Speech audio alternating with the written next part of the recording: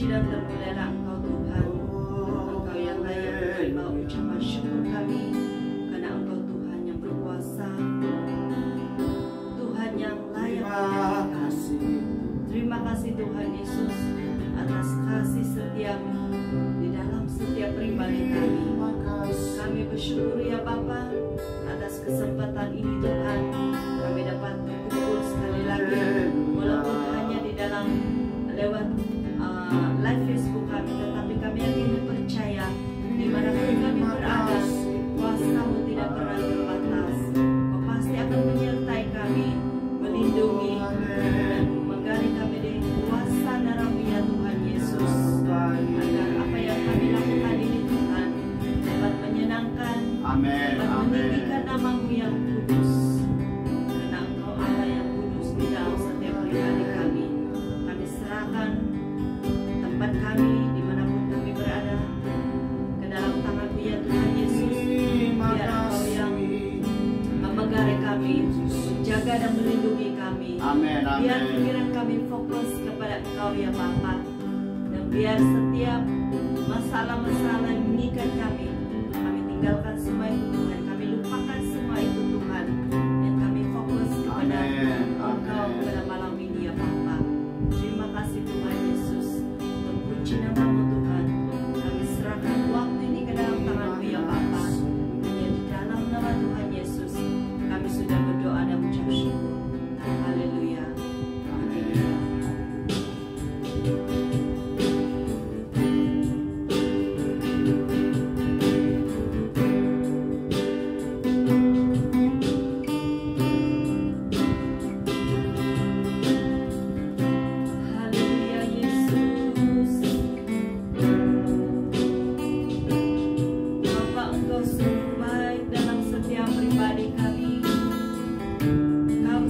Amin.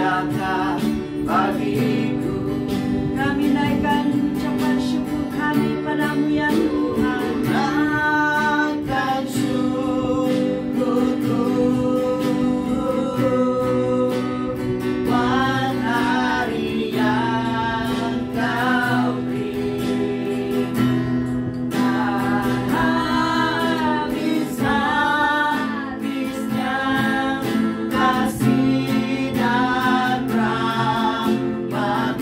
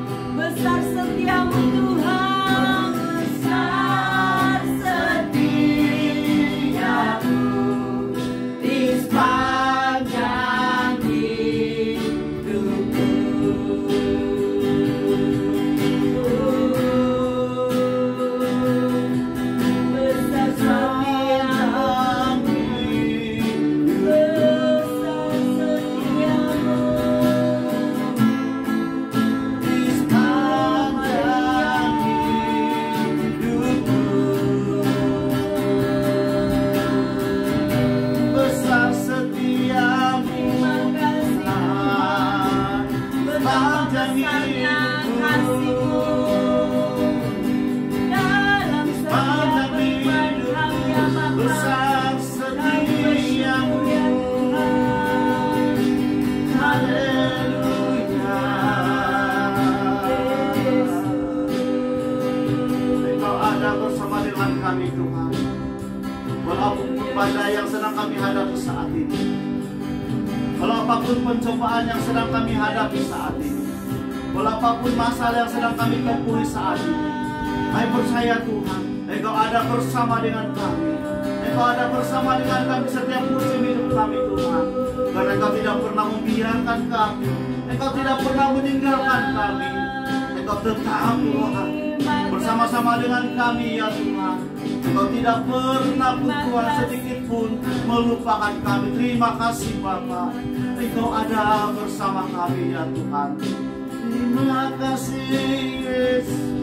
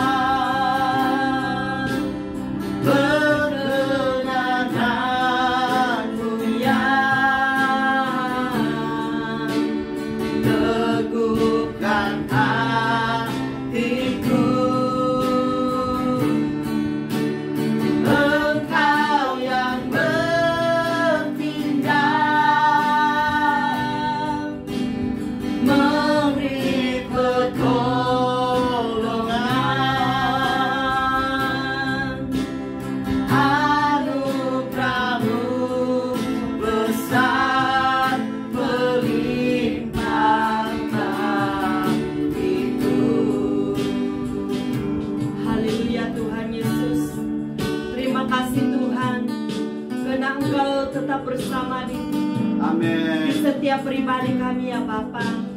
Walaupun apapun musim yang kami hadapi, apapun masalah yang kami hadapi ya Bapa, baik sewaktu kami berduka atau bersuka cita, Engkau tetap hadir di dalam setiap pribadi kami.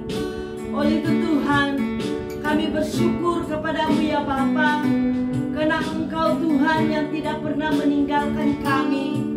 Engkau sentiasa bersama-sama dengan kami ya Bapa, untuk melewati setiap masalah yang kami hadapi. Karena kami tahu Tuhan, Engkau adalah sumber kekuatan di dalam setiap pribadi kami. Amin. Oleh itu Tuhan Yesus, kami mau terus berlari kepadamu ya Bapa, dan terus menemukan Engkau Tuhan, terus memegang tanganmu ya Tuhan Yesus, karena Engkau adalah sumber segala-galanya. Amin. Haleluya. Terima kasih Tuhan Yesus. Terima kasih Tuhan. Terima kasih karena Engkau yang menguatkan kami ya Bapa. Terima kasih Yesus. Terima kasih. Haleluya.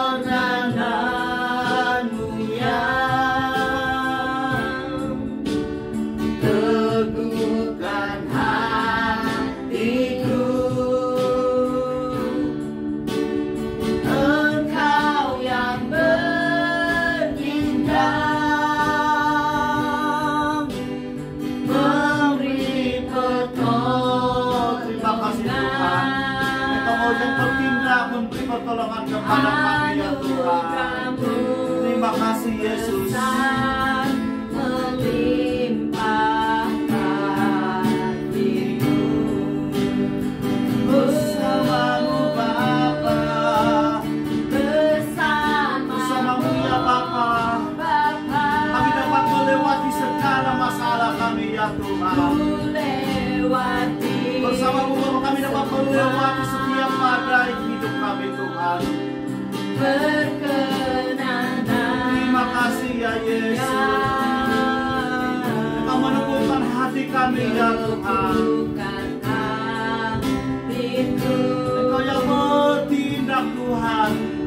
Engkau bertindak untuk kami Tuhan. Engkau bertindak untuk musuh kami ya Tuhan. Sehingga hari ini kami mendapat kemenangan ya Tuhan. Kami lebih daripada pemenang. Anugerah-Mu yang besar melimpah di dalam hidup, melimpah di dalam hidup kami ya Tuhan.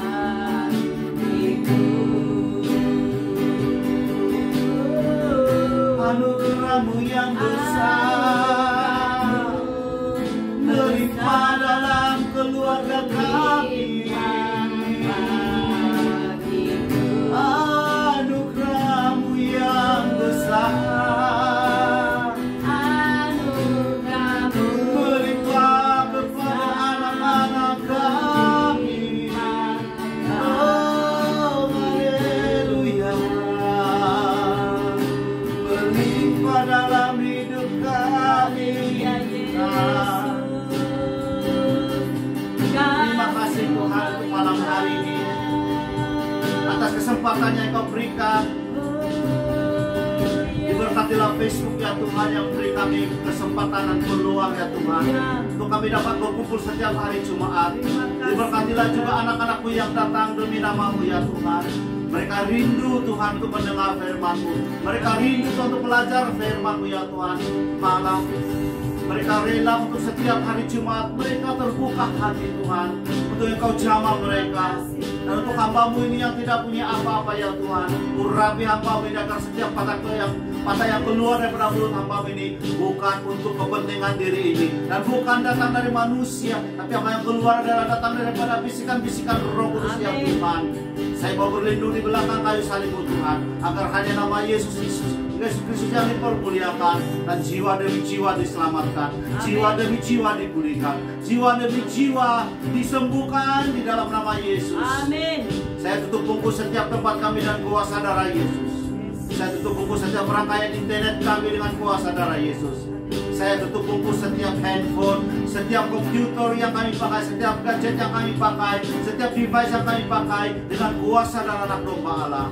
Terima kasih, dan kami serahkan setiap peralatan musik kami, sound system kami ya Tuhan, komputer kami, internet, dan segala yang kami pakai malam ini. Saya tutup bungkus dengan kuasa darah Yesus. Buka telinga rohani kami ya Tuhan, buka mata rohani kami agar kami dapat mendengar kebenaran-Mu Tuhan, agar kami dapat melihat kebenaran-Mu ya Tuhan.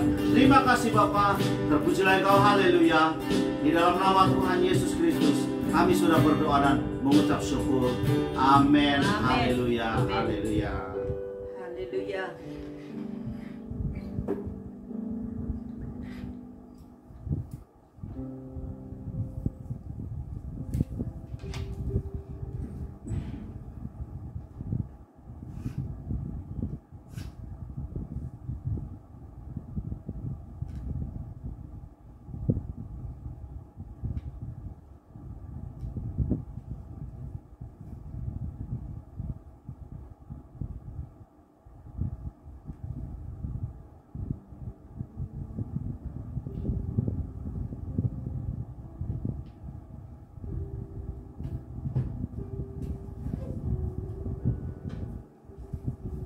Oke, selamat malam semua, salam semua.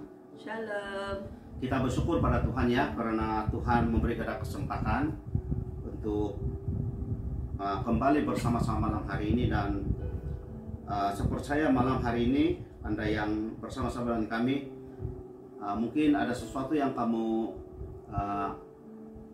tertanya-tanya selama ini, bagaimana kekristenan. Apa itu Kristen? Apa itu keselamatan? Apa itu darah Yesus? Nah, hari ini kita akan belajar sedikit supaya kita lebih paham apa itu keselamatan, bagaimana kita supaya daripada permulaan kita, pertobatan kita, daripada waktu kita kembali pada Tuhan atau baru kita terima Yesus sampai akhir hidup kita. bagaimana kita boleh menjalankan keselamatan kita, bagaimana supaya kita beroleh hidup yang kekal. Amin. Karena di dalam kekristenan tidak sama dengan yang lain. Di dalam Kristena atau di dalam kita yang percaya pada Yesus, keselamatan tidak boleh ditolong oleh siapa-siapa. Walaupun saya seorang pastor, saya tidak boleh tolong anak saya masuk ke dalam surga. Saya tidak boleh, contohnya, saya lakukan semua dan dia tidak perlu buat apa-apa. Itu tidak ada di dalam Kristen. Tetapi keselamatan itu adalah kita kerjakan masing-masing. Jadi malam ini kita belajar sedikit supaya kita lebih paham dan kita lebih tahu apa sebenarnya perjalanan iman seorang Kristen, supaya kita yang setiap hari Jumat bersusah payah cepat-cepat hanya untuk bersama-sama dengan kami, kamu dapat sesuatu pada malam hari ini supaya kita tidak rugi, ya. Oke, hari ini saya ambil daripada firman yang pertama, saya ambil daripada 1 Korintus 15 1 sampai 4, ya. 1 Korintus 15 1 sampai 4. Nah, nanti saya punya istri yang akan tolong baca. 1 Korintus 15 ayat 4 sampai 1 sampai 4. 1 Korintus 15 ayat 1 hingga 4. Kebangkitan Kristus ayat 1. Dan sekarang saudara-saudara, aku mau mengingatkan kamu kepada Injil yang aku beritakan kepadamu dan yang kamu terima dan yang di dalamnya kamu teguh berdiri. Oleh Injil itu kamu diselamatkan, asal kamu teguh berpegang padanya seperti yang telah kuberitakan kepadamu, kecuali kalau kamu telah sia-sia saja menjadi percaya. 3. Sebab apa yang sangat penting telah kusampaikan kepadamu, yaitu apa yang telah kuterima sendiri, ialah bahwa Kristus telah mati kerana dosa-dosa kita sesuai dengan kitab suci. 4. Akhir, bahwa ia telah dikuburkan dan bahwa ia telah dibangkitkan pada hari yang ketiga sesuai dengan kitab suci. Haleluya. Nah, di sini sangat jelas Dan sekarang saudara-saudara, aku mau mengingatkan kamu kepada Injil yang aku beritakan, ini Rasul Paulus, kepadamu dan yang kamu terima dan yang di dalam kamu teguh berdiri.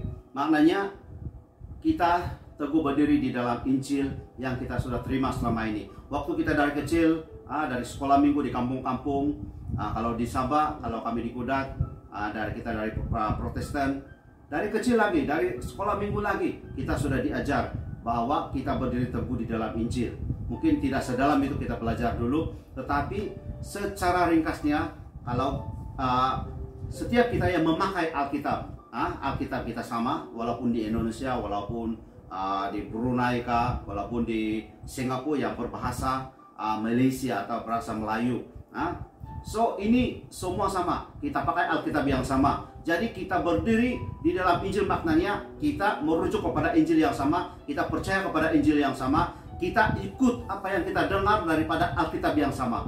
Dan Tuhan yang sama, siapapun Anda, walaupun mungkin Anda berbahasa Inggris, walaupun Anda berbahasa Chinese, walaupun Anda berbahasa, kalau di Sarawak mungkin Iban atau Kenyaka atau suku-suku yang lain, kita tetap berdiri kepada satu Tuhan, atau kita tetap ikut satu Tuhan, atau kita di dalam satu Injil, yaitu Injil Tuhan Yesus Kristus. Oke? Nah, ini. Nah, oleh sebab itu, ayat yang kedua, oleh Injil itu kamu diselamatkan, asal kamu teguh berpegang padanya, seperti yang telah beritakan kepadamu, kecuali kalau kamu telah sia-sia menjadi percaya. Nah, ini dikatakan, oleh Injil itu kamu diselamatkan. Oleh Injil. Nah, kalau kita baca 1 Yohanes 1, pada mula-mulanya firman-firman itu menjadi manusia.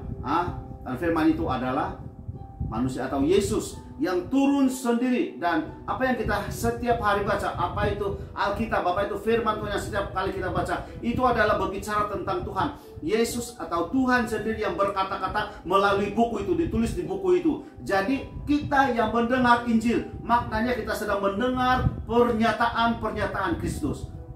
atau kita sedang mendengar kata-kata Tuhan dari A to Z. Semua itu adalah kata-kata Tuhan. Dan apa yang kita dengar, dan apa yang kita percaya, apa yang kita lakukan hari ini, saat ini, sekarang ini, kita hidup dengan Injil itu. Dan oleh itu, sebab itu kenapa dikatakan di situ, kamu atau kita di sini semua diselamatkan melalui Injil. Apa yang kita dengar, apa yang kita selalu belajar, apa yang kita dengar mungkin di YouTube, apa yang kita lihat di YouTube, apa yang kita dengar di gereja kita masing-masing, dimanapun semua Injil diberitakan, Injil yang sama dan Tuhan yang sama. Dan apabila kita menerima Injil itu, kita hidup di dalam Injil itu, maknanya kita diselamatkan karena kita terima Tuhan Yesus Kristus sebagai Tuhan dan Juru Selamat. Amen. Waktu kita terima Injil itu, waktu kita terima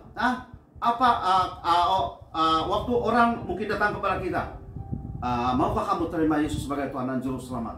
Tanpa dipaksa. Sebab dalam kekristenan kita tidak boleh mengkristenkan orang. Tidak ada guna kita hanya mengkristenkan orang. Kita tidak guna hanya untuk bawa orang masuk Kristen, karena kekristenan itu tidak menyelamatkan, tapi Yesus yang menyelamatkan. Walaupun kita seorang Kristen, nanti kita akan belajar lebih dalam lagi. Walaupun saya seorang pastor, walaupun setiap hari Minggu saya khotbah, walaupun saya sudah habis teologi, belajar teologi sampai kepada bukan hanya kepada diploma, bukan hanya sekadar degree, tetapi mungkin sampai ke PhD dalam bidang sekolah Alkitab, tetapi itu tidak menjamin saya masuk surga. Karena nanti kita akan belajar, kita akan lebih mendalam lagi. Nah, di dalam kekristenan bukan karena kita karena di dalam IC kita atau di dalam surat beranak kita atau apapun dokumen kita, ditulis Kristen sana, kita boleh selamat. Tetapi di dalam Injil itu, apa di dalam Injil itu, nanti kita akan belajar lebih dalam lagi ya. Ada 2 ayat lagi, ada 2 firman lagi kita akan belajar. Nah, apa yang saya katakan di sini, apa yang saya mau jelaskan di sini sangat jelas. Oleh Injil itu, kata Rasul Paulus atau firman di 1 Korintus 15 ini ya, oleh Injil itu kamu diselamatkan. Apa itu Injil? Kita selalu dengar Injil. Maukah percayakan engkau bahwa Yesus Kristus adalah Tuhan dan Juru Selamat? Kalau kita percaya, kalau kita menerima Injil itu atau menerima Injil bermakna kita menerima Yesus. Kalau kita percaya, buka hati kita kepada Tuhan, kita akan diselamatkan. Karena hanya orang yang percaya Yesus Kristus Tuhan dan Juru Selamat, hanya orang yang percaya bahwa Yesus mati, disalibkan, dan hari ketiga dia dibangkitkan, baru dia akan masuk dalam kerajaan surga. Tetapi bukan hanya sekadar itu saja, panjang perjalanan dia, panjang sampai kita meninggal dunia, panjang. Ada banyak hal yang kita perlu belajar. Nah, sekejap lagi kita akan lebih mendalam dan kita akan lebih paham. Nah, ayat yang seterusnya, sebab yang sangat penting, oke, saya sambung yang tadi, berpegang pada seperti yang telah kuberitakan kepadamu, kecuali kalau di sini dikatakan, kecuali kalau kamu telah sia-sia menjadi percaya. Nah, ini adalah salah satu. Kita, ya memang kita percaya, ya kita Kristen, tetapi sia-sia, kita tidak melakukan, kita tidak ini, tidak itu. Nah, itu sangat-sangat berbahaya. Sebab yang sangat penting ialah telah kusampaikan kepadamu, yaitu apa yang telah kuterima sendiri, yaitu bahwa Kristus telah mati karena dosa-dosa kita. Nah, hal pertama yang sangat-sangat penting, kita harus percaya bahwa Yesus itu sudah mati bagi kita. Kita harus percaya, terima kenyataan ini, hakikat ini, terima firman ini, bahwa Yesus sudah mati di kayu salib, menebus kita daripada dosa-dosa kita. Dan dalam kitab Roma mengatakan semua manusia berdosa. Jadi tidak ada di dunia ini yang tidak pernah berdosa. Sebab itu Yesus atau Tuhan yang masuk ke dalam tubuh Yesus, yang menyerupai sebagai manusia, dia datang ke dunia untuk menyelamatkan kita, sehingga dia disalibkan. Bukan hanya disalibkan, dia mengalami satu kesakitan, satu penderitaan, satu penyiksaan yang begitu dahsyat sekali, sehingga tidak pernah terjadi sebelum ini dan tidak akan terjadi. Dan Yesus itu adalah Tuhan dan Juru Selamat. Dia mati bagi kita. Dan saat kita mendengar Injil itu, kata di ayat yang kedua tadi itu, dan kita mendengar dan kita terima Injil itu, yaitu Injil itu adalah Yesus Kristus. Nah, kita diselamatkan dan kita harus percaya bahwa Yesus itu sudah mati bagi kita. Kalau kita tidak percaya bahwa Yesus sudah mati bagi kita, kita tidak akan selamat. Karena hanya orang yang ada Roh Kudus, hanya orang yang ada Roh Allah di dalam hidup mereka, mereka boleh percaya. Seperti mana Yesus bertanya kepada murid-muridnya, kata orang, siapakah kau ini? Nah, ada yang mengatakan Yohanes lah, Elia lah. Nah, kata Petrus kepada Yesus, engkau adalah Mesias. Nah, apa kata Yesus kepadanya? Bukan kamu yang mengatakan, kata Yesus kepada Petrus, tetapi Roh Tuhan yang ada di dalam kamu, kata Yesus kepada Petrus. Dan aku akan mendirikan gereja di atas batu karang ini. Aku akan mendirikan gereja, kata Yesus kepada Rasul Petrus. Sebab itu batu karang itu ada, Petrus ada maksudnya batu karang. Saudara, satu batu karang dia tidak akan pindah, randa, tidak akan kemana-mana. Seperti kita belajar minggu lepas. Nah, bahwa Kristus telah mati karena dosa kita sesuai dengan kitab suci. Nah, apa yang kita dengar di kitab suci, apa firman, apa Injil itu yang diberitakan dan kita terima, saya percaya kita akan menerima keselamatan. Bahwa ia telah dikuburkan, ini ayat 4, dan bahwa ia telah dibangkitkan pada hari yang ketiga sesuai dengan kitab suci. Nah, dikatakan lagi sesuai dengan kitab suci, sesuai dengan kitab suci. Apa itu kitab suci? Nah, itu adalah firman. Nah, firman itu adalah Yesus atau Tuhan sendiri yang menyerupai, yang menyerupai manusia. Dan apa yang kita baca ini adalah semua, seperti saya katakan awal tadi, semua kata-kata di dalam firman yang kita baca itu adalah kata-kata daripada mulutnya Tuhan. Sebab itu kita yang selalu baca firman Tuhan, kita tidak akan mudah jatuh. Sebab itu kita yang selalu baca firman Tuhan, kita semakin hari semakin mengenal Tuhan. Apa yang dia suka, apa yang dia tidak suka, apa yang dia mau kita buat, apa yang dia larang kita buat. Semua kita akan paham, semua kita akan tahu. Karena apa, saudara? Karena itu adalah kata-kata Tuhan.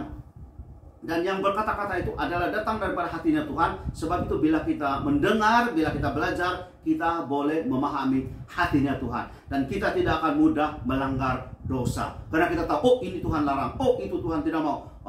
Kita akan mudah untuk melakukan sesuatu. Oh ini Tuhan suruh, oh ini Tuhan suruh. Kita akan melakukan. Dan kita tidak akan melakukan apa yang Tuhan larang. Nah, kita ke dalam lagi ya. Nah, Matius 7, 21-23. Matius 7, 21-23.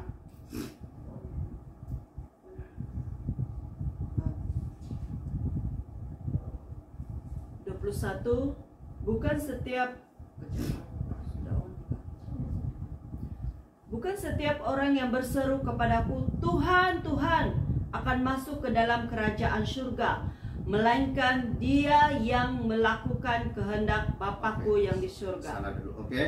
Ayat yang ke-21. Oke. Bukan setiap orang yang berseru kepadaku, Tuhan, Tuhan, akan masuk ke dalam kerajaan surga, melainkan dia atau orang itu yang melakukan kehendak Bapakku yang di surga. Sangat jelas di sini. Bukan semua orang yang berseru kepadaku, Tuhan, Tuhan. Kita pergi gereja, semua orang berseru-seru. Kita ke sini ke sana di dalam KKR lah, atau kalau dulu lah ada banyak KKR. Kadang-kadang konferensi lah ini apa semua. Kita melihat ramai orang berseru, ya Tuhan, Tuhan, Tuhan. Tapi apa kata Tuhan? Bukan semua orang yang berseru kepadaku itu Tuhan, Tuhan akan masuk dalam kerajaan surga, kecuali mereka yang atau melainkan dia atau orang itu melakukan kehendak Bapakku di surga. Nah, sangat jelaskan.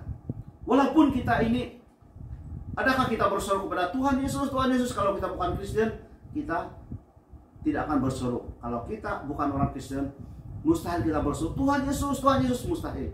Nah, dikatakan di sini, bukan semua orang yang berseru kepadaku, kata Tuhan Yesus. Nah, maknanya orang yang berseru kepada Tuhan Yesus itu adalah mereka adalah orang-orang percaya. Mereka adalah orang-orang Kristen.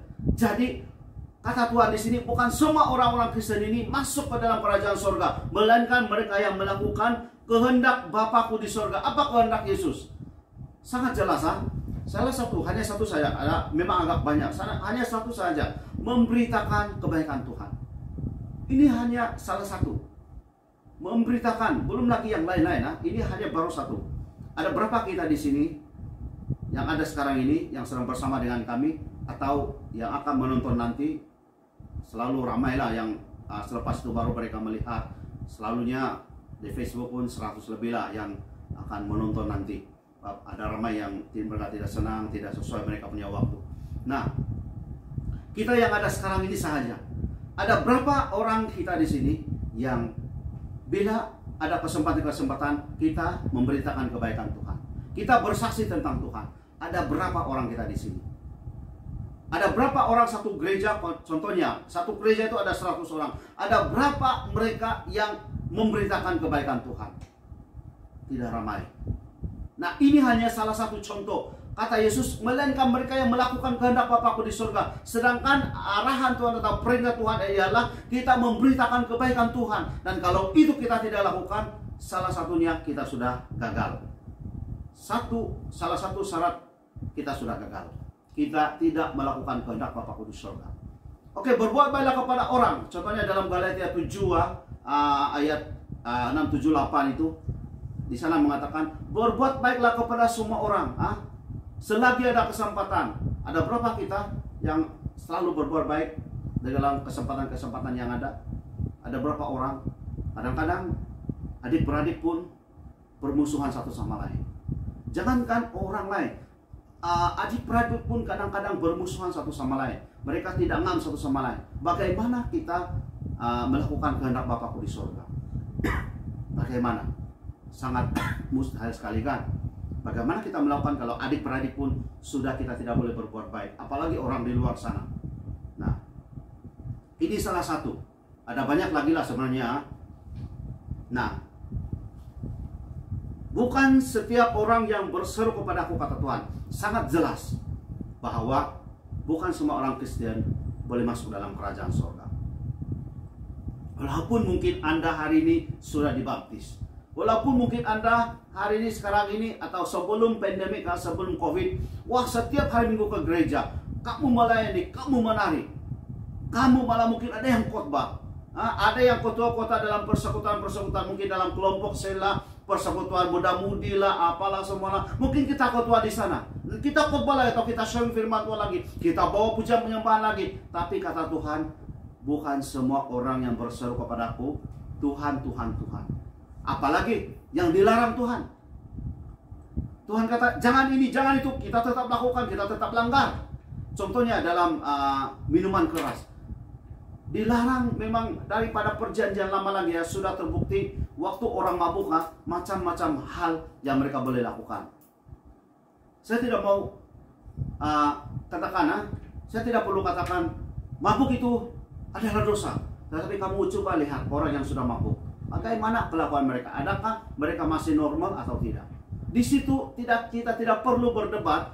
Wah, mabuk tidak ada, mabuk tidak haram, mabuk tidak, mabuk boleh. Kenapa tidak boleh? Itu kan adat kita. Saya tidak perlu berdebat dengan itu. Itu kita punya pandangan masing-masing. Tetapi satu yang kita mau renungkan, waktu mereka sudah mabuk, bagaimana keadaan mereka? Apa keadaan mereka? Saya juga dulu seorang pemabuk. Dan hanya saya bertobat dalam tahun 2002, 2003 begitu 2003 kan 2002, saya pun sudah lupa. Waktu itu saya bertobat, baru saya tahu, baru saya dapat melihat bagaimana orang, atau saya dulu lah, bagaimana waktu saya mabuk dulu. Orang yang tidak pandai bahasa Inggris kalau sudah mabuk, dia akan pandai bahasa Inggris. Orang yang tidak pandai berkhotbah, dia akan pandai berkhotbah kalau sudah mabuk. Waktu dia belum mabuk, dia sangat sayang dia punya istri. Bila dia sudah mabuk, dia kata istri dia beginilah, begitulah, pendeklah, inilah, kuruslah, gemuklah, macam-macam dia boleh cakap. Bila dia sudah mabuk. Betul? Kita hanya lihat. Kita tidak perlu berdebat mabuk itu boleh atau tak boleh. Kita hanya lihat. Waktu dia mabuk, orang itu mabuk, bagaimana keadaan dia. Nah, ini salah satu dilarang Tuhan sebenarnya. Daripada perjanjian lama lagi sampai perjanjian baru, ini dilarang. Orang yang kemebukan, kata Tuhan, orang yang suka dengan pura-puranda lainnya apa semua itu sangat jelas. Sangat jelas, kita tidak perlu berdebat. Sangat jelas di situ dikatakan. Orang yang mabuk, kamu boleh lihat berapa orang yang meninggal waktu mereka mabuk. Waktu mereka mabuk, mereka memandu, mereka meninggal. Berapa orang? Kadang-kadang pemandu itu mabuk, dia tidak mati, tapi penumpang dia berapa orang yang meninggal. Nah, kita tidak perlu berdebat, kita boleh pikir sendiri. Saya tidak perlu katakan itu haram tak haram, itu boleh tak boleh. Kita hanya lihat bagaimana keadaan orang yang mabuk itu. Nah, ini salah satu yang dilarang Tuhan. ada yang Tuhan mau kita lakukan, kita tidak lakukan. Beritakan kebaikan, beritakan Injil kata Tuhan, kita tidak lakukan. Nah, ini salah satu. Sebab itu saya katakan tadi, walaupun kita orang Kristen dan kita panggil Tuhan, Tuhan, Tuhan, kita sudah sharing firman Tuhan, kita sudah setiap hari Minggu kita ke gereja, kita sangat aktif di gereja, belum tentu kalau kita tidak melakukan kehendak. Ini bukan saya yang cakap sini. Bukan setiap orang, ini Matius 7:21, bukan setiap orang yang berseru kepadaku Tuhan, Tuhan akan masuk ke dalam kerajaan surga, melainkan dia, kecuali hanya dia yang melakukan kehendak Bapakku di surga. Ayat ke-22, coba baca. 22. Pada hari terakhir banyak orang akan berseru kepadaku, Tuhan, Tuhan, bukankah kami bernubuat demi namamu dan mengusir setan demi namamu dan mengadakan banyak mukjizat demi namamu juga? Nah, oke, sampai di situ dulu. Nah, di sini sangat jelas. Pada hari terakhir banyak, atau kalau di kita di Malaysia, ramai orang akan berseru kepadaku. Ini Yesus sendiri mengatakan, Tuhan Yesus, Tuhan Yesus, bukankah saya pernah bernubuat demi namamu, mengusir setan demi namamu, mengadakan banyak mukjizat demi namamu? Ini orang punya pernyataan, kata Yesus, banyak orang akan datang kepada dia waktu hari terakhir itu. Tuhan, saya pernah bernubuat demi namamu, bukan demi nama setan tahu, demi nama Yesus. Maknanya dia ini adalah orang Kristen. Mungkin juga kalau dia orang yang menubuat, ya mungkin waktu itu dia waktu sebelum dia sesat, dia mungkin seorang yang nabi, kita panggil nabi sebab dia bernubuat. Dia mengadakan mukjizat, mungkin orang ini ada talenta, karunia khusus untuk menyembuhkan orang bila mendoakan orang itu sakit, atau karunia khusus untuk melepaskan orang yang kerasukan setan. Dia tidak pernah takut setan, dia lepaskan orang itu yang kerasukan setan, dia tengking dalam nama Yesus, itu setan keluar. Dalam nama Yesus sembuh, orang yang sakit disembuhkan. Dia bernubuat, satu hari nanti kamu akan jadi seorang pendeta, anak kamu begini-begini. Orang itu boleh tahu masa depan itu karena pernyataan Tuhan. Tetapi lastnya, kata Tuhan, bukan semua orang yang pernah bernubuat, bukan semua orang yang pernah mengusir setan, bukan semua orang yang pernah menyembuhkan itu, kata Tuhan, akan masuk dalam kerajaan surga. Ini Yesus sendiri katakan, bukan siapa-siapa yang katakan. Ini adalah firman. Kamu baca Matius 7:21, 22, 23 itu nanti. Kamu boleh berujuk kembali di Alkitab kamu. Mungkin juga saya silapkan, mungkin juga saya menipu, mungkin juga saya cakap-cakap, hanya ambil cakap-cakap begitu. Kamu boleh rujuk di Alkitab kamu. Bukan semua orang, kata Yesus. Maknanya bukan hanya orang Kristen, bukan hanya jemaat-jemaat biasa, tetapi malahan mereka yang mungkin di level tinggi, mereka yang hamba-hamba Tuhan, pastor-pastor, mereka yang mungkin dipakai Tuhan luar biasa sebelum itu. Tapi saat mereka sesat, saat mereka tidak mengikuti kehendak Tuhan, saat mereka berjalan sendiri, saat itu mereka jauh daripada Tuhan, lari daripada Tuhan, meninggalkan Tuhan. Nah, di situ Yesus kata, bukan semua orang ini. Bukan semua orang. Sebab itu saya katakan dari awal tadi, tidak ada gunanya. Sebab itu Kristen tidak pernah memaksa. Kita tidak pernah menipu untuk kasih Kristen itu orang. Tidak guna. Kita tidak pernah paksa itu orang, atau kita tidak perlu bagi ini orang begini sekian-sekian duit, bagi ini barang, dan bila dia Kristen, wow sudah. Tidak, saudara. Kita tidak boleh hanya sekadar mengkristenkan orang, tetapi kita menghadirkan Yesus di dalam hidup orang itu. Kita menghadirkan firman di dalam orang itu. Kita menerapkan firman di dalam kehidupan seorang itu. Seperti apa yang kami buat setiap hari Jumat. Kami mau terapkan firman. Kamu yang rajin, kamu yang setia bersama dengan kami setiap Jumat. Kami mau terapkan apa yang pernah kami belajar, apa yang pernah kami dengar, apa yang Tuhan nyatakan kepada kami. Kami terapkan kepada Anda semua, supaya bila kamu serap firman itu, kamu berguna di mata Tuhan. Dan Yesus hidup di dalam kamu, karena kamu ada firman itu. Dan kata Yesus sangat jelas, kalau kamu ada di dalam aku di dalam kamu. Bapa di dalam aku di dalam Bapa, kata Yesus. Nah, maknanya saat kita menerima Yesus Kristus sebagai Tuhan Juru Selamat, dan kita melakukan kehendak-kehendak Tuhan, apa pengajaran-pengajaran Tuhan, kita mengelak apa yang Tuhan kata jangan. seperti mana Adam dan Hawa. Yesus kata, Tuhan kata, jangan makan itu buah. Mereka langgar. Apa akibatnya? Mereka jatuh ke dalam dosa.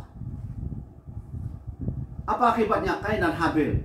Kain cemburu dengan adik dia karena penyembahan dia, atau apa yang dia persembahkan itu dapat tanaman itu, apa yang dia sebagai petani, dia apa yang dia persembahkan itu tidak seikhlas, tidak sebaik yang apa yang Habel persembahkan, dan dia dengki dengan adiknya dan dia bunuh adik dia. Dan bermacam terjadi daripada Kejadian Lama lagi sampai kepada Wahyu, sangat jelas bahwa kita yang lari daripada Tuhan, kita yang melakukan melanggar apa yang diperintahkan Tuhan. Jangan, kata Tuhan. Manusia cenderung begini tahu. Kalau Tuhan kata jangan, itu yang kita buat. Dan apabila Tuhan kata lakukan ini, itu yang kita tidak mau buat. Nah, hanya satu saja, kita perlu tangkap. Kalau kata Tuhan lakukan, itu kita lakukan. Kalau kata Tuhan jangan kita lakukan, supaya kita dapat pelihara hidup di dalam Tuhan. Karena saat kita melakukan apa yang Tuhan kehendaki, kalau kita melakukan, saya percaya hidup kita tetap dalam tangan Tuhan. Walaupun kita bukan seorang pendeta, walaupun kita bukan seorang pastor, tapi hidup kita berkenan di mata Tuhan. Pasti, karena Tuhan tidak pernah melihat apa kedudukan kita. Tuhan tidak pernah melihat kita kaya kah, miskin kah, tapi Tuhan melihat hati kita, melihat di dalam hati kita. Adakah kita benar-benar rindu Tuhan, ada kita mau terima Tuhan, ada kita mau Tuhan di dalam kita dan kita di dalam Tuhan. Karena saat kita di dalam Tuhan dan Tuhan di dalam kita, saya percaya kita tidak mau melakukan dosa. Kita akan mengelak semua dosa yang iblis tawarkan kepada kita. Oke, seterusnya ayat ke-23. Nah, ini lagi bahaya. Oke, 23. Pada waktu itulah aku akan berterus terang kepada mereka dan berkata, aku tidak pernah mengenal kamu. Nyala daripadaku kamu sekalian pembuat kejahatan. Nah, kita baca dari 22 sampai 23 supaya kita lebih kesinambungan dia, kita lebih paham.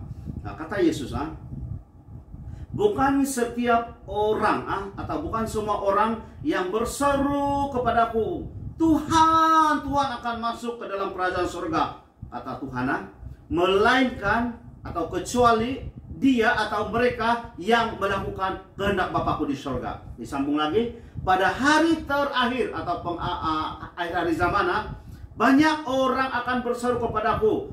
Maknanya banyak orang datang kepadaku. Jadi katakan yang orang datang kepada Yesus pada hari terakhir itu, Tuhan, Tuhan, bukankah kami berbuat demi namamu? Siapa ini? Nabi. Mengusir setan demi namamu. Ini orang karunia pengusiran setan. Saya juga salah satu Tuhan karuniakan untuk pengusiran setan. Dan kami banyak melayani orang yang kerasukan. Kadang-kadang tempat itu setiap malam orang teriak orang kena histeria Kami juga melayani seperti itu.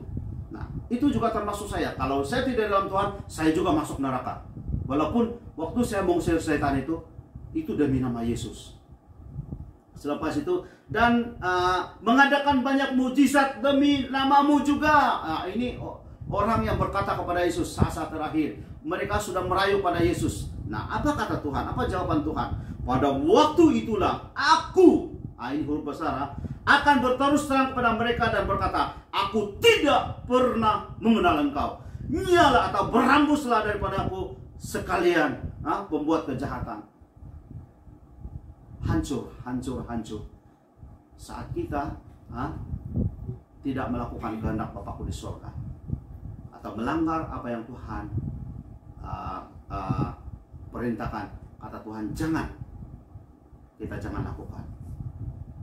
Karena manusia seperti tadi saya katakan, manusia lebih cenderung kepada songsang. Kalau Tuhan kata lakukan, kita tidak mau lakukan. Kalau Tuhan kata jangan, itu yang kita buat. Jangan berzina, itu yang kita buat. Kan betul. Jangan mencuri, itu yang kita mencuri. Banyak sekali tahu cara kita mencuri. Kalau kita bekerja dan kalau tidak ada bos, tidak ada manajer, kita curi tulang, kita diam-diam, kita sembunyi, malas-malas mau kerja, itu sudah mencuri di dalam kekristenan. Sebab itu CCTV sebenarnya kita di dalam kekristenan ialah Bapa kita di sorga. Dia melihat, mata Tuhan ada di mana-mana. Di dalam Amsal mengatakan mata Tuhan ada di mana-mana. Jadi CCTV kita sebenarnya ialah mata Tuhan. Jadi kalau kita bekerja, waktu kita bekerja, wah kita pula ke hulu ke hilir, jalan sini jalan sana tanpa buat kerja, dan tidak OT pun cakap OT, waktu OT pun tidak buat kerja, sebenarnya hanya curi OT. Itu kita sedang mencuri sudah. Kita sudah sedang mencuri. Bahaya, sangat bahaya. Jadi kata Tuhan jangan mencuri, itu yang kita curi. Tuhan kata beri persepuluhan. Woi, mana boleh Tuhan, nanti tidak cukup. Nah, kita melawan kehendak Tuhan. Bagi persembahan. Baik, sekali-sekala Tuhan bolehlah. Ini semua manusia. Kita selalu songsang. Apa yang Tuhan perintahkan, buat, kita tidak buat. Apa yang Tuhan katakan, jangan, itu yang kita lakukan. Seperti mana Adam dan Hawa, orang pertama yang melanggar perintah Tuhan, yang jangan tapi dia buat. Nah, ini apa yang Tuhan katakan. Pada waktu itulah aku akan berterus terang kepada mereka dan berkata, aku tidak pernah mengenal engkau. Bayangkan kalau kita sudah puluhan tahun, kita sharing firman Tuhan, kita khotbah, kita melayani Tuhan, begini begitu semua, ini itu semua. Dan Tuhan kata, nyalah aku tidak pernah kenal engkau. Selidik punya selidik, kita buat dosa. Hari Minggu kita haleluya. Hari Isnin sampai Sabtu kita haleluya. Ini masalah banyak orang. Isnin, Selasa, Rabu, Kamis, Jumat, Sabtu haleluya. Lepas hari Minggu haleluya. Hari Isnin haleluya. Ini kebanyakan kita orang Kristen. Jadi mulai hari ini, sekali lagi saya katakan, kekristenan kita tidak menyelamatkan. Kita rajin ke gereja tidak menyelamatkan. Tetapi kata Yesus sangat jelas di sini, melainkan mereka yang melakukan kehendak Bapakku di surga, itu yang akan menerima atau masuk dalam kerajaan surga. Nah, satu lagi, ini peringatan Rasul Paulus pada jemaat-jemaat di Filipi 2 ayat 12. Filipi 2 ayat 12. Hai saudara-saudaraku yang kekasih, kamu sentiasa taat, karena itu tetaplah kerjakan keselamatanmu dengan takut dan gentar, bukan saja seperti waktu aku masih hadir, tetapi terlebih pula sekarang waktu aku tidak hadir. Nah, di sini kata-kata sangat jelas ya. Hai saudara-saudaraku yang kekasih, kata Rasul Paulus, kamu sentiasa taat, karena itu tetaplah kerjakan keselamatan kamu dengan takut dan gentar, kata Rasul Paulus. Ini nasihat Rasul Paulus kepada kita dan peringatan kita sebagai firman atau ayat yang terakhir. Tetap kerjakan keselamatan. Maknanya kita selalu berhati-hati. Sebab itu kita perlu baca Alkitab setiap hari. Apa yang kata Tuhan jangan kita buat. Apa yang Tuhan kata lakukan, kita lakukan.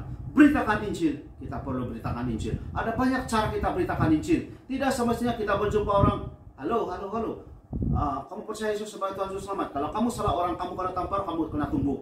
Tetapi ada cara lain, kita banyak. Kita ada Facebook, kita ada Instagram, kita ada Twitter, kita ada apalagi YouTube, kita ada WhatsApp. Di situ kalau kita sharing firman Tuhan, apa yang memberkati kamu juga, apa yang membuat kamu seolah-olah firman itu melompat dalam hidup kamu dan mengubah hidup kamu, kita sharing di sana dan kawan-kawan kita melihat. Dan itulah cara pemberitaan kita. Bukan semua orang boleh berkhotbah atau bukan semua orang harus berkhotbah di mana-mana. Tidak. Karena pemberitaan firman itu tidak terhad kepada hanya di mimbar, berkhotbah di mimbar, tidak, tetapi kehidupan kita. Salah satu yang sangat-sangat penting sebagai orang percaya, yaitu seperti mana firman Tuhan, jadilah terang dan garam. Maknanya bagaimana kita menginjil orang di tempat kerja kita. Kita harus jadi terang dan garam. Bila orang melihat kepada kita, mereka boleh melihat Yesus, bukan mereka melihat setan.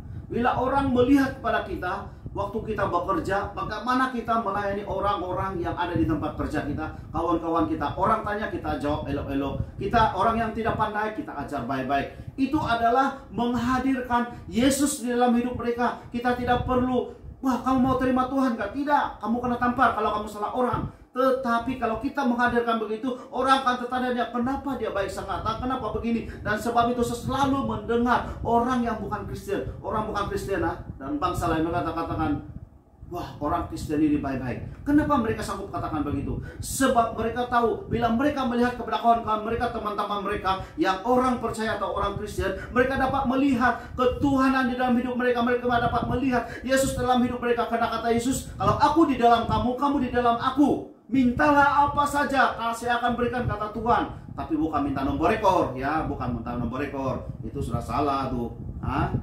Minta apa saja, aku akan memberikan, kata aku, mengabulkan doa kamu, kata Tuhan. Dan jika doa itu benar-benar didoakan dengan yakin percaya, Tuhan akan mendengar. Tapi jangan yakin membawa beli nomor, itu salah lagi. Ingat, itu tidak boleh. Nah, sebab itu waktu kita mengerjakan keselamatan kita harus rujuk firman Tuhan. Satu demi satu baca. Contohnya dalam kitab Amsal saja, kita boleh rujuk banyak hal. Dalam kitab Amsal, macam gereja kami, setiap hari satu bab. Kalau satu hari bulan, Amsal 1. 2 hari bulan, Amsal 2. Di situ walaupun kita selalu membaca, kita akan tahu banyak sebenarnya kekurangan firman Tuhan.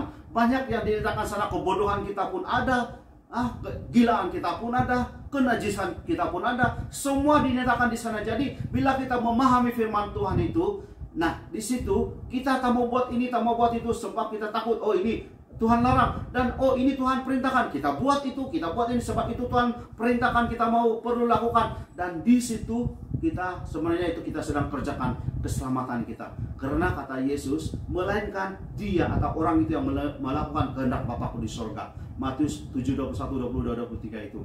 Dan di ayat ke-23, walaupun orang ini kata sebelum ini, ayat 22, mereka pernah berbuat ini itu, semua mereka lakukan. Kata Yesus, iyalah aku tidak pernah mengenal engkau. Nah, karena mereka sebenarnya ada mereka juga yang memakai nama Tuhan untuk sendiri-sendiri. Memang ada, seperti mana yang saya post semalam, gereja Tuhan Maha Kuasa. Itu mereka punya kepercayaan itu, Tuhan, mereka kata Tuhan Yesus sudah turun dengan sebagai seorang wanita di China. Sebagai seorang wanita. Nah ini sudah sesat. Kita tidak perlu lagi. Memang dia pakai Alkitab banyak juga. Dia pakai petikan-petikan untuk menarik orang-orang Kristen. Dan mereka add ini, add itu. Saya beberapa kali karena add dulu. Dan di situ bila kamu termasuk ke dalam mereka, wah mereka baru keluar, mereka sendiri punya Alkitab. Bukan lagi Kristen punya Alkitab. Jadi hati-hati dengan apa yang kita nampak di media sosial. Mereka sangat licik, mereka sangat pandai untuk menarik kita. Dan semalam dia punya istri, dan bila saya tanya, saya tolong dia type, cakap ini yang ini kan, kamu percaya ini kan, dia terus remove, dia terus kasih delete saya punya istri punya apa. Dia mereka tahu kami atau istri saya bukan tidak mudah ditipu, sebab dia paham firman, dan mereka terus remove saya punya istri. Mereka terus kasih delete apa yang dia komen. Nah, kerjakan keselamatan kita. Hanya satu cara ya untuk kita tahu apa yang perlu kita kerjakan, yaitu membaca firman, supaya kita tahu apa yang dilarang dan apa yang disuruh Tuhan. Itu saja. Dalam kekristenan sebenarnya sangat simpel. Apa yang dilarang jangan buat, apa yang disuruh lakukan. Senang, itu saja sebenarnya. Kita tidak banyak complicated, kita tidak perlu banyak pikir. Dan ingat, walaupun saya seorang pastor, dan kalau anak saya tidak percaya Tuhan, dia tidak akan masuk surga. Keselamatan adalah di pihak dia sendiri. Walaupun kami suami istri pastor, anak kami tidak mau ikut Tuhan, dia mau lari daripada Tuhan, kami tidak boleh menanggung dia punya dosa dan dia masuk surga. Karena Yesus sudah menanggung dosa dia. Dan kalau dia tidak mau ikut Yesus, itu dia punya pilihan. Jadi tidak ada tanggung menanggung di dalam kekristenan. Ingat itu. Dan kekristenan kita hanya sekadar pergi gereja, sekadar bagi persepuluhan ini itu tidak akan buat kita masuk surga, kecuali kita yang melakukan kehendak Bapakku di surga. Sangat jelas itu. Matius 27, 21, 22, 23. Kamu baca nanti. Ambil itu buku yang betul-betul Alkitab firman itu. Mana tahu kalau di dalam iPad kah, dalam handphone orang sudah tukar-tukar. Nah, ambil itu. Ambil orang lain punya Alkitab, baca itu kalau tidak percaya. Dan di situ kamu akan lihat bahwa hanya mereka yang melakukan kehendak Bapakku di surga itu yang akan masuk dalam kerajaan surga, kata Yesus. Jadi kita punya gelaran sebagai pastor, pendeta, sebagai reverend, atau kita lulusan teologi tinggi-tinggi, itu bukan jaminan kita masuk surga. Tapi kalau kita melakukan kehendak Bapa di surga, kita lakukan apa yang dia kata buat. Kita jangan buat apa yang dia kata jangan.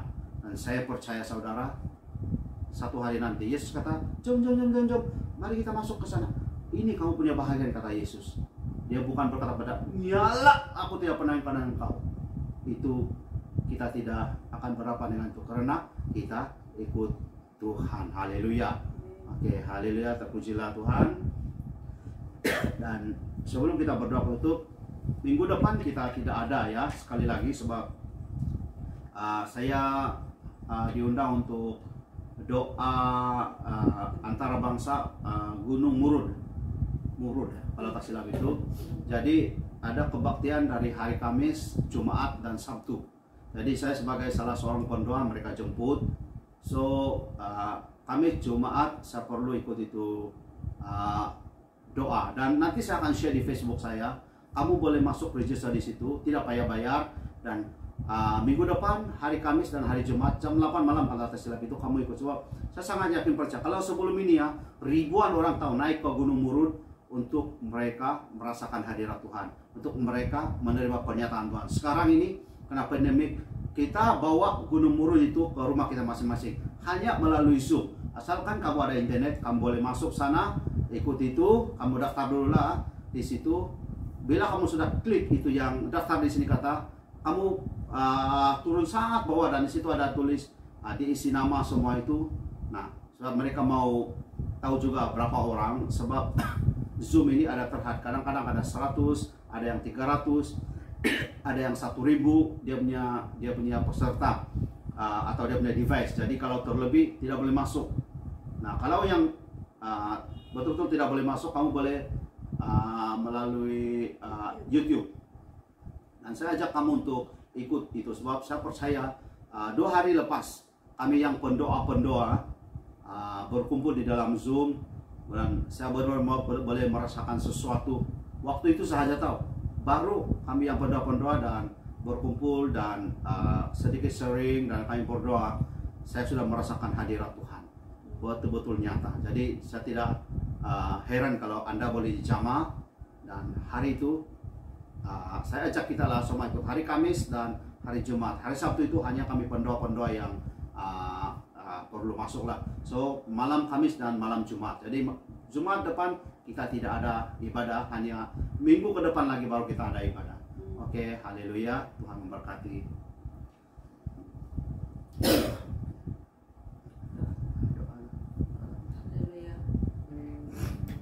Haleluya, mari kita berdoa, kita bersyukur kepada Tuhan atas firman yang begitu jelas sekali.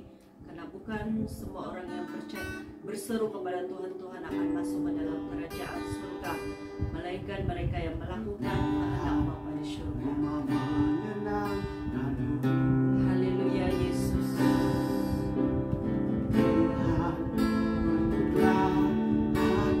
Biar penyembahan ini menjadi doa bagi kami ya Bapa. Bagai bencana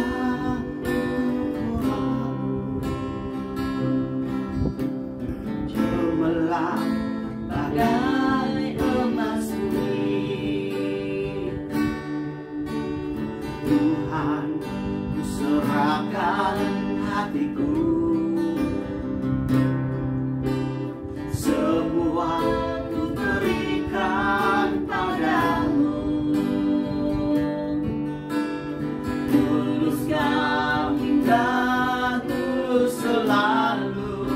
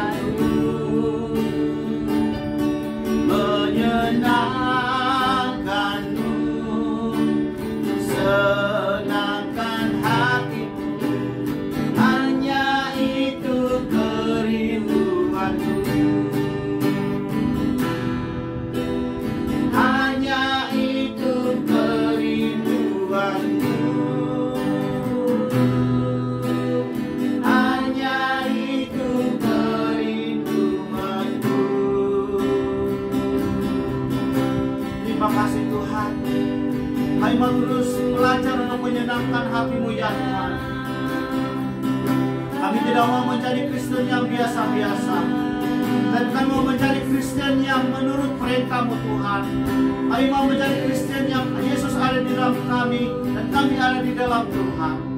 Kami mau menjadi Kristen yang luar biasa di mata Tuhan, yang menyenangkan hati Tuhan, yang mengikut perintah Tuhan, dan tidak melakukan apa yang dilarang Tuhan. Tolong kami ya Tuhan, agar kami tidak ditolak pada satu hari nanti, agar kami tidak ditolak di hadapan Tuhan, tetapi kami dijemput Yesus untuk menikmati kebahagiaan bersama dengan Yesus di surga nanti. Amin, amin. Tolong kami Tuhan, haleluya. Haleluya.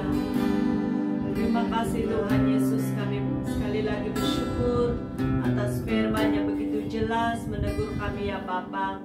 Biar firman ini Tuhan menjadi pedoman, menjadi kekuatan bagi kami ya Bapa, menjadi tunjuk ajar bagi kami agar kami berjalan di dalam kebenaran Tuhan Yesus. Pakai kami Tuhan dimanapun kami berada, dan ampuni kami Tuhan Yesus sekiranya kami tidak mencerminkan Engkau di dalam pribadi kami. Oleh itu Tuhan, mari Roh Kudus, biar Engkau terus menegur kami Tuhan, agar kami tetap menjadi pilihan-Mu Tuhan Yesus untuk memberitakan kebenaran-Mu kepada mereka yang belum berada di dalam Engkau Tuhan Yesus. Terima kasih Tuhan Yesus, dan sekali lagi Tuhan saya lepaskan berkat dari-Mu Tuhan Yesus kepada setiap anak-anak-Mu ya Bapa yang begitu setia untuk mengikuti live. Terima kasih Tuhan, amin. Biar mereka Tuhan Yesus, biar kami semua sentiasa dikuatkan dan sentiasa berada terus di dalam hadirat-Mu ya Tuhan. Terima kasih Tuhan, Yesus. Terpuji nama-Mu Tuhan. Saya lepaskan sekali lagi berkat kepada setiap anak-anak-Mu ya Bapa. Terima kasih Tuhan. Ini doa kami, ini ucapan syukur kami kepada-Mu ya Bapa. Kami kembalikan hanya di dalam nama Tuhan Yesus. Kami sudah berdoa dan mengucap syukur. Amin. Amin. Amin. Baik, Tuhan memberkati ya. Jumpa lagi minggu depan lagi ya, bukan minggu depan, minggu depan lagi. Tuhan memberkati. Bye. Bye.